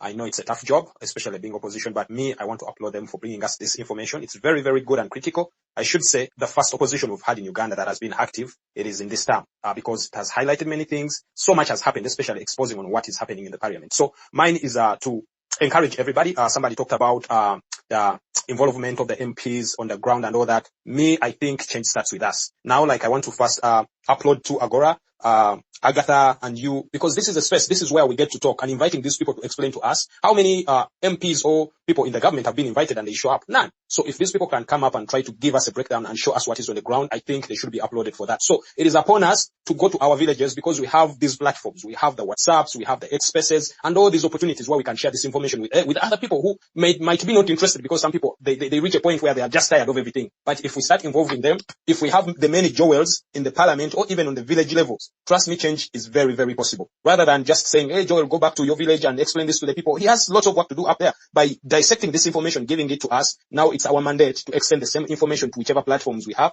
Instead of, having our spaces be filled with useless stuff, we should start interesting ourselves in such issues. These are the ones that are gonna, help us change our country. We are the change that we need to see. So it starts with us. Rather than just pushing the button up to them, we need to take up this button and try to disseminate this information until the last person. That's my submission. Thank you. Thank you, Luanga. But it's not true that, none has ever, government people always come on our spaces. But however, you people should know that it's hard for, people, when we invite some of these people, it's hard for them to accept our invites. So, some of them have come, yes, some turn us down, but it's not true that none has showed up. Many have showed up on Thank this. you, Sam, for holding forth. I was failing to get back on as speaker, but I was listening. So let's have Chair and wrap this up so that we don't make the honorables stay here longer than we requested them to. Hello, thank you. First of all, I want to start by saying, most of you are asking, how do government end up giving this bailout? The question you should ask yourself is, who is Amina Hasimoge, the director of that Atiak Sugar? That lady is the sister to Salim Saleh. You read into her profile, you find she's a Somali, but she's a sister to Salim Saleh. Because General Salim Saleh also has roots in Somalia. Why is he not using the name Kaguta if he's the brother to Museveni? Yet Museveni used the Kaguta. We don't want to go into the Tibuaburu name and the Rwandese origin. We don't want to go into that, but the question is, why is he not using the Kaguta name? The Mogel lady who is the director of Atiak is a sister to Salim Saleh. So the interest is there. They use it to launder money. You go to RoKo. RoKo is Museveni's company. If the interest was not there, you realize that if it was a genuine thing, people like Sembule still would have gotten this bailout. But because the state has no interest, they don't bring those things on the floor of parliament. So the right honorable speaker, the right honorable LoP, they're using parliament to launder money to benefit themselves. That is treason and actually corruption. Thank you. Okay. I think there I should put a disclaimer that those are not words of the hosts of this space. Whether Salim Saleh should use the Kaguta name or not, we don't even care. We just ask that they shouldn't misuse taxpayers' money in sort of facilitating their relationships. I'm going to get to Honorable Namugga first, and then Honorable Joel, as you respond to what has come up and concluding remarks. Thank you, Agatha, and I would like to thank the Right Honourable Leader of Opposition, Honourable Joel Ssenyonyi, first of all for the leadership and sparing time off to deliberate on some of these issues. I want to thank all of you colleagues that have really asked these so many questions. They are so touching, passionate, and I believe as we leave this space, we shall either be convinced or we shall all know that we have to look for solutions on how to solve some of these. Whoever is listening to us, I want us to, first of all, appreciate one thing. All ask a question to ourselves. Are we convinced that the government that is serving us really knows or appreciates that it is there for and to serve the people? Because I remember Mr. Museveni one time said, I'm not working for anyone, I'm working for myself. So if somebody is working for himself and his family, how do you expect them to prioritize you? So you should ask that question in the first place. So I should admit that Simon asked about what can we do on some of these projects that where government seem to have invested so much money, and as of now it might look to be a waste, but they have recovered. Like the Atiak sugar, it seems to be now on course, and we should invest. What should we do as a country? And that's why I want to interest you to also look into the projects that were executed under the Innovation Fund. That is under the Ministry of Science and Technology, and that was the mulberry, the silk industry. If you get the details of that project, you will know that if a project has failed and government evaluates and realizes that it is a failed project, it is not good to invest more money. But one would question, do we still have systems that are in charge of ensuring that these projects are on course? I had somebody, one of our listeners, who made a submission about how the procurement process flows, how contract management is. I'm telling you that is not the problem. All this is is being done as of late is intentional. So it is not all about, failure to supervise contracts. It's not that we don't know what to do when it comes to contract management, but these are intentional. I want to bring solutions to what we are discussing. Number one, Honorable Ssenyonyi, Right Honorable, was telling about the space that we have as Parliament. I want to congratulate him for today and thank him on how he has led us. The rising up of the opposition under Rule 101, they secure a win in this coffee rationalization bill, the UCDA. Because the Speaker said the ayes had it and we had to proceed to the committee stage. But we said nay, and for us who stood with the 40 and above, at least Mary has rescind the decision. You've severally had the answer minority reports. I want to appreciate that the flow of Parliament that we have has not been, there has been an imbalance. The presiding officer has not done her part, to the extent that you submit thinking that the opposite side would pick out the good ideas in the minorities and also drop some of the ideas that they think, are not productive. So if we continue with the Parliament that does not respect what we call a multi-party system, we shall suffer. So I believe and I'm very convinced that with this step that we have taken today, the Right Honorable Ssenyonyi will be able to lead us very well under circumstances where we bring a minority report. Because I want to convince you that in all the projects that you are speaking to on this platform today, we had minority reports under those. But what happened? When she would say that the highs had it, we would close it at that. So I implore Right Honorable Ssenyonyi to carry on the same spirit. We shall not at any time as we do proceed allow the Speaker to misuse the questioning. When the nays have it, you will say the ayes have it. And you remember, that also happened when we were handling the issue of RoKo. The Right Honorable Tayewa did. It was irregular, and to some extent, it left like that. But, he did not even give time for somebody to make a response. When he made a ruling, he moved out immediately. So I will inform the country that moving forward, for me, I believe in continuous improvement, Agatha. Moving forward, we shall improve on that. I'm giving a solution. Where we happen to have minority reports as the opposition, we must stand firm. Because before we call on the public to help us in some of these areas, we must use the space that is available to us. So I believe we shall use it better than how we've been doing. 2, repurposing of the budget. Look at the budgets that we do pass. Because I've informed you that most of these bailouts are brought under supplementary budgets. So we must get back to the concept of budgeting and know what should happen, what should we do at the time of budgeting. Yes, they have the numbers, but I believe we can also be, we can also try to challenge some of these things. You saw when we were passing the budget for the financial 23 for the current financial year, we had minority reports. First of all, we did not agree with the resource envelope. We objected serious and we said, where will you get the 72 trillion? The budget is imbalancing. The resource envelope is limited, but you are giving false hope. And we said the budget was a scam. That is why you are seeing the Ministry of Finance now retreat from the 72, now making a proposal of 57 trillion in the next financial year as a proposal in the budget. Now, I want people to appreciate that we have challenges of the shrinking civic space. We've severally spoken about this. The civil society used to come out openly to critique government objectively, and some of their ideas would be picked. One would ask, how do we rejuvenate the shrinking civic space as of now? So that is a question for all of us. How do we push government to leave civil society to be independent? Because this is constitutional. They are not helping us. It is not just a favor. The shrinking civic space has also reduced on the bargaining power of some on the bargaining power under some of these areas. So if we push hard to ensure that civil society is given independence to some extent and liberty to objectively advise government and even as members of parliament in some of these things that we do handle. Then the other area is about Rihanna asked about expose. You look very comfortable. What is the strategy? Do you want to come back in the next election in the same environment? No one would love that. Colleagues, I want to remind you about a statement that was done by Mr. Museveni, that MPs have turned themselves into government. None of us would wish to turn ourselves into government, because we would love to work for a system that appreciates the role of every key stakeholder. But here comes the government that cannot follow, number one, cannot follow its national development plan. We do plan for the 5 years. Now we are done with the NDP3. For you, most of you have been following Parliament. The performance, we are at 17%. Performance of the National Development Plan is 17%, but the 5 years are gone. One would ask, what have we done in the past 5 years? This is a government that does carry out investments outside its National Development Plan. And you would ask, do we have an investment profile? If we had it, investment in the so-called productive areas. So with all these submissions, what does it call for in the line of leadership? I would want to implore my leader, the right honorable leader of opposition, that let us retreat as MPs from the opposition, as we also call upon our members of parliament from the NRM, because when you get to parliament, it ceases to be a party agenda. It becomes a national agenda. We are there to represent the interests of the people. Yes, I know we come from different political parties, but people first, because we are a people-centered parliament. We need to retreat and agree. How best can we handle some of these matters? We have committees of parliament. How do we ensure that before something comes from a committee of parliament, even if it's a minority report, it's well grounded, that once presented on the floor of parliament, we shall shine. It may be used to push more. But as we also do that, how do we ensure that this information gets out to the community to help us and push more? One was saying, Rihanna was saying, you people, it's about lamenting. Rihanna, it's not lamenting. That is the space that you have. You are the minority and you should agree that you are the minority. But as the minority, how best can you use the space that you have? Because the rules and the constitution is very clear. But I want also to remind you and take note that we have a government that is less interested in the rule of law. That is why you can say nay, and the speaker says the ayes have it. You go to court to challenge it, and court will take a different direction. So what do we do as a country? I remember on the issue of RoKo, Honorable Mwanga Kivumbi took a step to ask for the answer so that we can go to court. You know what happened? The answer was changed, and he was denied information. So that is the kind of environment that we do work in. But that doesn't mean that we shall just sit back. I want to thank the Right Honorable Ssenyonyi. I repeat it, because I'm very convinced that he's now doing his part as the leader of opposition. And if we move at this pace, I'm very optimistic that we shall do better. As we move towards 2026, it's not about elections alone, but how do we get better? Because we invest a lot of money in governance. We invest a lot of money in human capital development. So how do we recoup better than what we are doing now? Agatha, I would want to request that you allow me go, because I have some other engagement, as I had explained earlier. But I want to thank you so much, Agoa, for giving us this platform.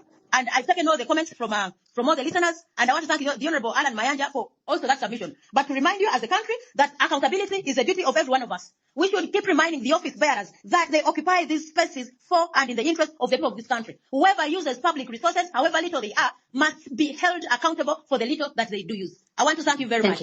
Thank you, Honorable, and thank you for making time to be on the space. I will tell you and people here that you're one of my favorite MPs.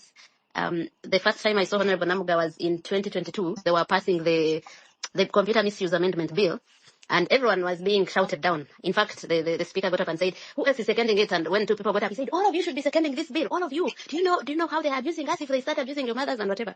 Honorable Namugga was the only one who had signed the minority report, and she got up to defend the minority report, and she was held insult. She was intimidated, but she just stood her ground and read her minority report that she defended alone, and she earned my respect at that time, that she didn't fear or bow down to any intimidation, and she has continued to do that, to speak passionately about issues that affect majority of Ugandans. And thank you very much, Honorable Namugga, for that. Thank you. We hope you stay the course. Yes. Honorable Joel, so Honorable Namugga, we have released you. Thank you for coming. Thank you for sparing your evening. Yeah, Honorable Ssenyonyi. Thank you. Again, I appreciate my colleague. I don't know if she's still on. Thank you for making time, and all of you really for being on this call and the questions that have come through. Juliana asks, why are you still part of a system that doesn't work? Why are we still part of a country that is such a mess, all of us? We've got to keep fighting, colleagues. There will be many frustrations, when, citizens were up in arms about corruption and the march to parliament. People knew they were going to be arrested, and they went nonetheless. So one would ask, so why are you going? They will not allow you to reach parliament. But you still wake up and fight. You know that you'll be stopped somewhere along the way, but you keep fighting. They knew that there were few. But they said, okay, even if you're just two, we'll keep fighting. That has got to be the spirit, in my view, that you don't give up. You might be few in number, there will be many frustrations. Few in number, whether it be in parliament, whether it be outside parliament, but you keep fighting on. You keep fighting on. Because rarely will you, from the word go, be on the winning side, especially when we are dealing with a 40-year-old entrenched system that we are up against. So it's a continuous fight. And for me, every platform that's available, we'll use it. Somebody would ask, why are we even on this call? The things we're talking about. And then what? Well, it's good at least we're able to talk about them. It's good we're able to share ideas. It's good we're able to encourage one another. That's also important. I'm sure Agatha or whoever, sometimes you sit and you're thinking, hey, but this thing here we are doing, this noise we are making, is it even making any sense? Is it adding value? Well, it does, especially when you don't stop. In the long run, I earlier on used, and I'll still use the examples of apartheid. Those guys, I don't know how many years it took. They were up against this Roblinasian system. But they fought on. They would arrest them, they would kill their people, and so somebody knows, okay, I'm going out now to protest or to fight, they might kill me, but they still fight on. I think for me, that has got to be the spirit. And also, I'm not diminishing the role of civil society or anyone. I'm just saying we all should be able to do more. And I've given examples here that there's nowhere, I don't know of any jurisdiction where just a very small group will make the cut. In this fight against corruption, the Agoras, the Agathas and so on will have to play their part. But Agatha is not alone. She will play her part. We all have got to play our part. So I'm not saying whether the civil society or whoever, I think we all have got to pull up our socks. That's the reality. And for all of us to rise to the occasion. So yeah, we've got to use every platform to keep fighting on. Somebody was asking what procedure is used to bail out a company. Maybe that person joined late. That's one of the things I'm pushing for in Parliament, saying, look, can we have a comprehensive bailout policy? We get to discuss it in Parliament, and then we are sure this is the template that is to be followed. So whoever would like a bailout, this is how you apply. You don't need to know anyone in government. You don't need to be a son or daughter of whoever, but you apply like this. And once you qualify, you probably will get the bailout, because as we speak now, there is no clarity on that modus operandi. Yes, another part, I think that's the same person who was saying that some of these issues are not brought to the public, that they don't come to the public, well enough. And I think I was talking about, yes, people don't follow